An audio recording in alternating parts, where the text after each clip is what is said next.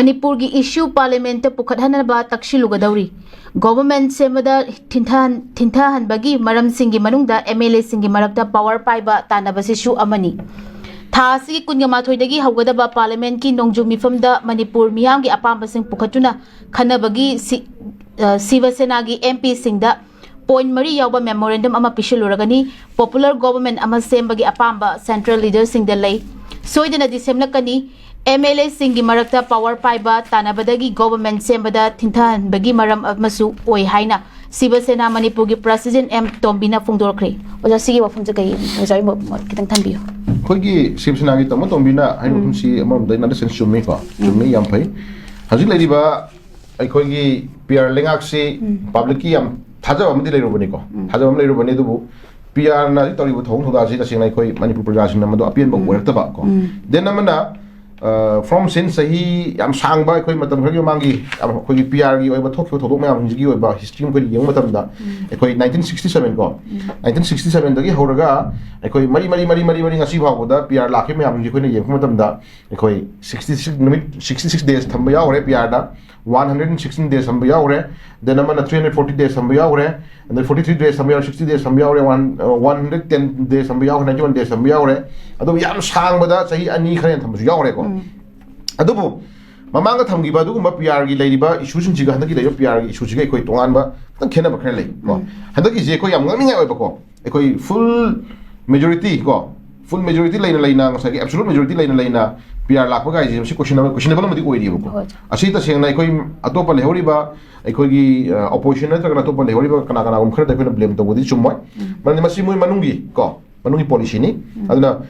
PR ama thamjalakanda ko PR thamjalakanda handaki issue sing matang da koi MLA khara da minister khara da tawung ma mioi khara da ngasagi blame natraga namone to mathau khara tawung am da bagi ko mami khudung cha khara lor kanda PR da inthu kanda thoina to holli bra question ma ko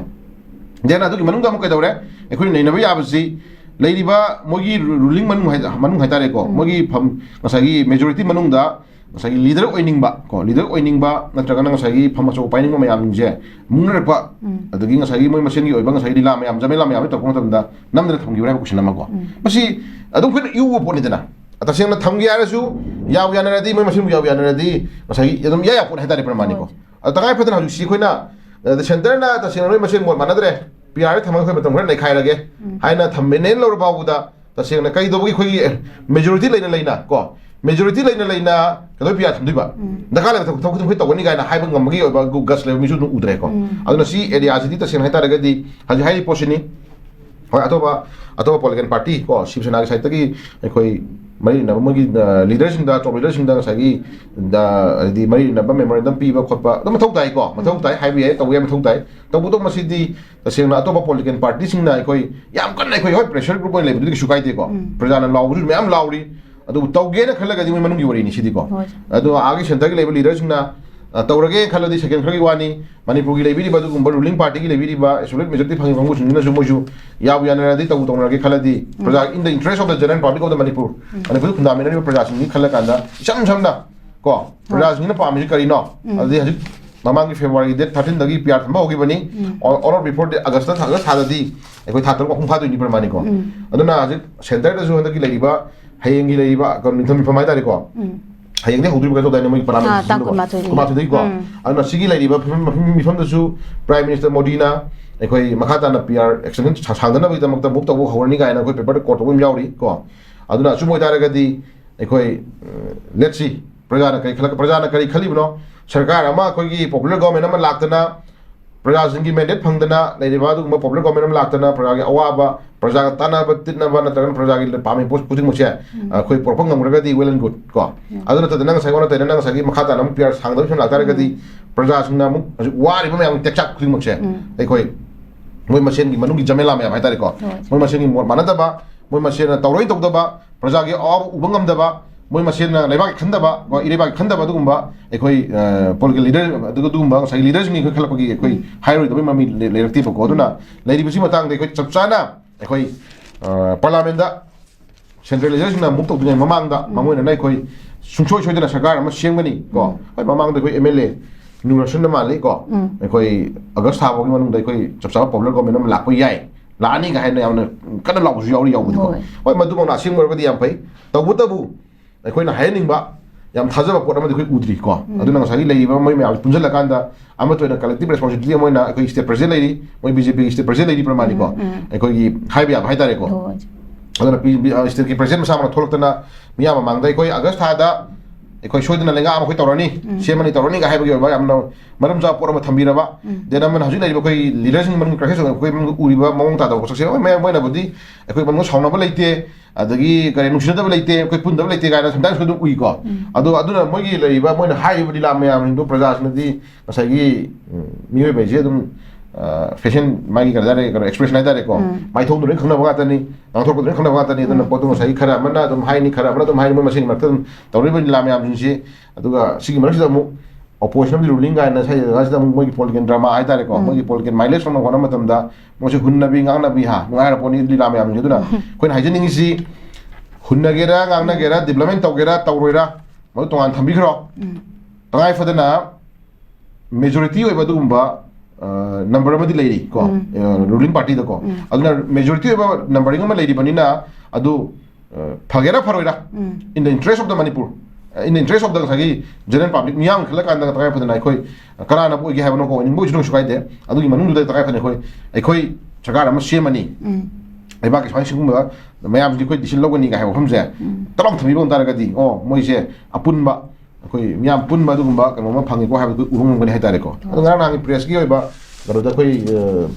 paper do ba khoi garo khoi uzama tam da delhi da leba mla kharagi ba paul phawna ba tam da अखोई जिन थी गायना पुनमंगम खर ले को पुनमंगम ngasi center gi leader ni sumana sigi disin logo mali gaina अखोई paper फोंग जो इ को मसी अदुना ताको दि